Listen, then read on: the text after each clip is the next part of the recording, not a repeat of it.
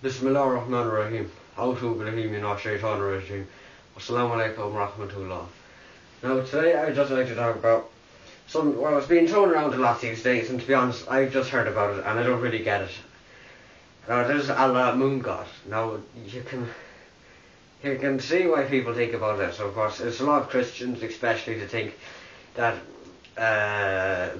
Muslims worship a god that he stole off the ancient pagans, and it's moon god. And it has a bit of, you can see why they think about that. We follow a lunar calendar, which goes by how the moon travels around the earth. We go by on top of a mosque you always see a half moon on it, and there's lots of ideas like that.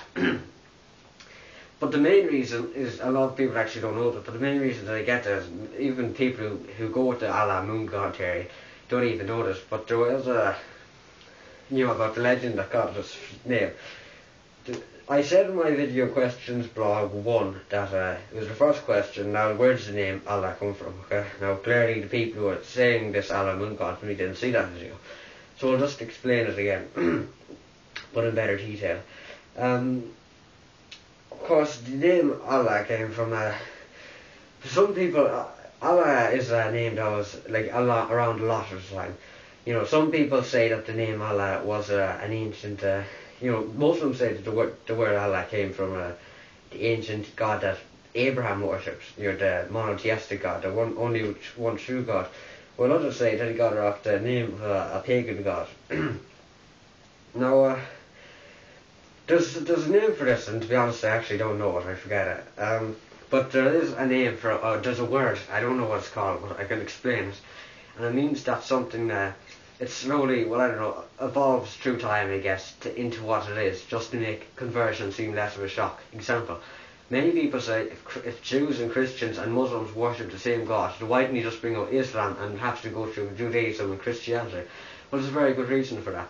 Because if Allah just came down with the Quran and gave it to the pagans, they wouldn't have a clue what to do with it. They need some way to slowly get this path, because you can't simply go from the completely wrong path to the completely right path. That's impossible. We're only human. So what Allah did is he gave us the Torah to Moses sallallahu alaihi wasallam, and he made a monotheistic faith with that. And then the Israelites started worshipping pagan gods because they went through the desert, and they met loads of other tribes that went to other towns to worship different gods and many gods, and then they started bringing this golden calf into their religion, and that's mentioned quite a lot over the Bible. So of course they started worshipping in this calf, and I'm sure many people heard that God is meant to have killed all of the people who worshipped the calf because they're worshipping more than one God. But Moses refused to worship this golden calf and kept worshipping, Yahweh as it was at the time, and he was saved and all that. And then of course once after they started falling into the calf, this theory, when Christianity came down to put them back on the right path after they went astray, which isn't of course again the exact straight path. It's about halfway between Judaism and Islam, and they don't but of course. Nowadays, Christians worship Mary, even though Jesus never said that. They worship Jesus himself, even though Bible or Jesus himself never said that. They worship angels and saints. The old prayer to Saint Anthony. It's okay to pray for a saint, but nowadays and for Jesus. But nowadays people actually pray to Jesus, asking Jesus himself for help. But he never claimed that he could. He was a self-proclaimed Son of God, and he never claimed that he's right to be worshipped. But of course, after Christians started worshipping the people himself, then God knew he had to do something about it. So what he did is, of course, clearly he brought in Islam. So just like I said, you have to slowly bring in other religions to make conversion seem less of a shock. You have to bring it in certain stages. Now back to the moon god theory. And so of course, through all those stages, of course, new ideas started coming up. And of course, before Abraham, the first monotheistic in the world, sallallahu alaihi wasallam, everybody worshipped more than one god.